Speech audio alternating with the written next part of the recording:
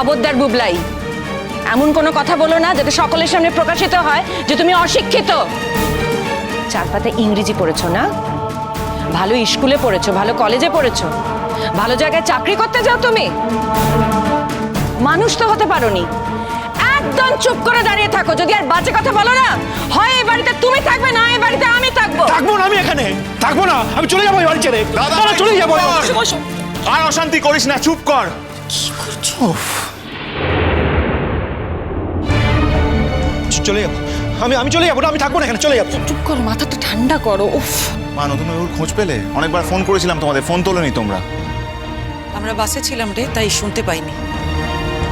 হ্যাঁ, খোঁজ পেয়েছি, ইনস্টিটিউটে আছে।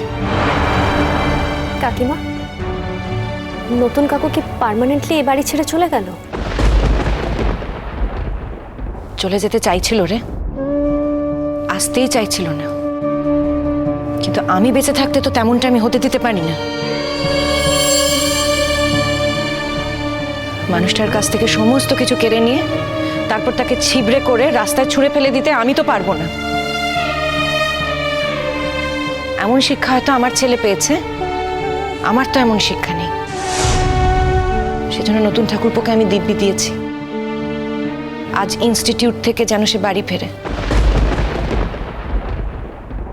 খুব ভালো করেছো, খুব ভালো করেছো। নতুনকে ছাড়া আমরা মোটে থাকতে পারবো না। আবার ভুল করলি লক্ষ্মী, আবার ভুল করলি। আর বৌমা, তোমাকেও একটা কথা বললি, ছেলে মেয়ে যখন বড় হয় না, তাদের কথা মতো চলতে হয়, বাইরের পুরুষের কথা নয়।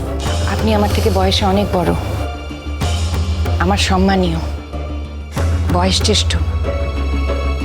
আপনি আমাকে যদি একটা খারাপ কথা বলেন, আমি আপনাকে উল্টে চারটে খারাপ কথা বলতে পারবো না, তেমন শিক্ষা আমার নেই। কিন্তু আপনি তো এ বাড়িতে বরাবরের জন্য আসেননি, শুধু শুধু নিজেকে এই সমস্ত ঝামেলায় জড়াচ্ছেন কেন? তবে একটা কথা আমি আপনাকে বলতে চাই, এই নতুন ঠাকুরপোই কিন্তু আপনাকে গাড়ি করে বাড়ি পৌঁছে দিয়ে আসে। কতবার আপনাকে বাড়ি থেকে নিয়ে পর্যন্ত এসেছে, আপনাকে বারবার জোর করেছে এ বাড়িতে এসে থাকার জন্য। আপনার ওষুধ আছে কিনা সে নিয়েও খোঁজ খবর নিয়েছে, কোন ওষুধ কখন খাবে সেই সব কিন্তু ওই মানুষটাই দেখেছে। সবটা বেমালুম ভুলে গেলেন?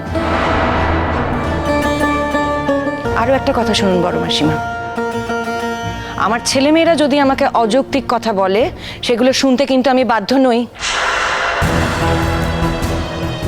তার কারণ আমার নিজের শিক্ষা আছে, আমার নিজের বুদ্ধি আছে, বিবেচনা আছে। আমার ছেলেমেয়ে যদি আমাকে এসে বলে যে বাড়িতে আগুন লাগিয়ে দাও, আমি তাদের কথা শুনে কিন্তু বাড়িতে আগুন লাগিয়ে দেব না।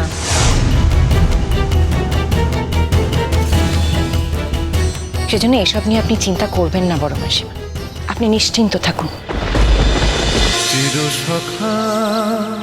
চিরসখা সোম থেকে রবি প্রতিদিন রাত ৯টায় স্টার জলসায় ও জিও হটস্টারে।